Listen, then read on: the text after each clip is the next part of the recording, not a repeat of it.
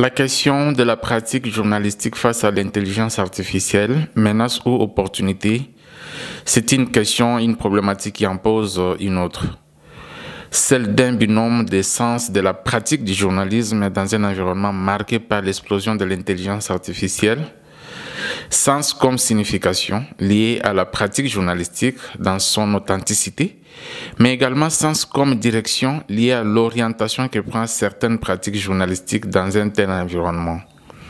Elle se pose dans un contexte marqué par l'émergence de l'intelligence artificielle qui vient impacter profondément les pratiques journalistiques.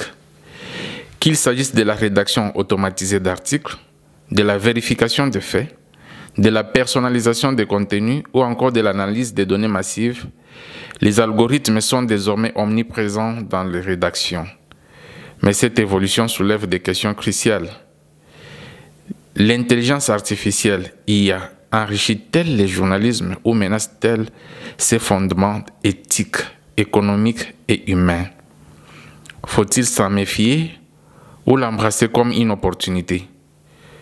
Pour mieux répondre à cette question, nous estimons nécessaire de comprendre successivement la pratique journalistique dans son cadre traditionnel, son adaptation avec la venue des TIC, puis examiner ce qu'apporte l'intelligence artificielle dans la pratique journalistique.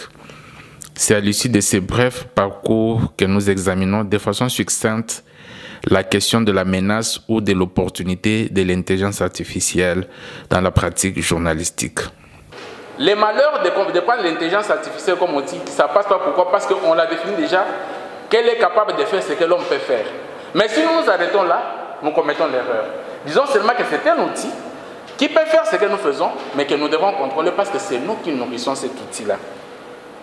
Alors, ce qui fait que, dans l'essentiel là, il faut former les journalistes, et les former toujours. Le monsieur qui est ici, c'est un journaliste d'une chaîne de télévision de la place. Il m'a posé la question, mais toi, si tu as une radio à Idiofa, est-ce que tu formes des journalistes? Il ne savait pas que je vais raconter ça. J'ai dit, si vous passez un mois sans former l'équipe journalistique, dites-vous que vous allez soit répondre de temps en temps au tribunal, soit vous allez toujours raconter des bêtises. Et voilà. Heureusement qu'au village, la radio est toujours intelligente, mais ça ne sera pas bien. Donc il faut former les journalistes à l'éthique d'abord, donc une pratique journalistique éthique et une connaissance de l'IA et de ses limites. Pas seulement les journalistes. Il faut s'éduquer l'utilisateur, disons les citoyens consommateurs. Que ces citoyens-là, qui est les lecteurs, développent le sens de la critique. Et c'est comme ça que dans tout ce que je vais aussi raconter dans ma thèse, j'aboutis toujours à l'alphabétisation numérique. Sans cette alphabétisation numérique, nous serons comme ces mamans-là au village qui disent que la radio a dit c'est vrai.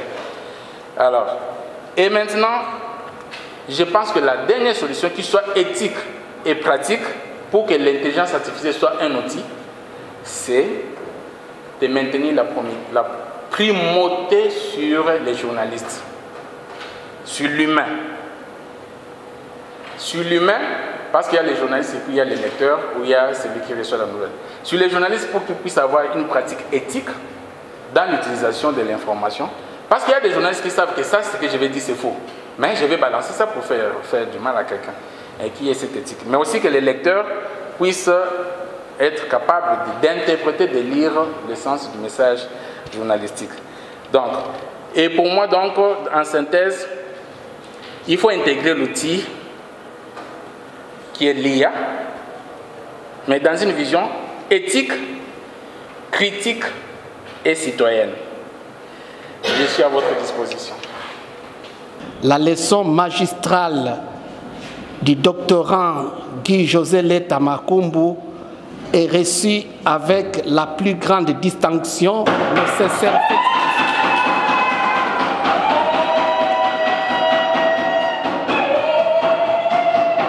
Fait à Kinshasa le lundi 12 mai 2025, professeur Sœur Odette Sangopamba, secrétaire du jury, professeur Abbé Paul Nzinga, président. Je vous remercie.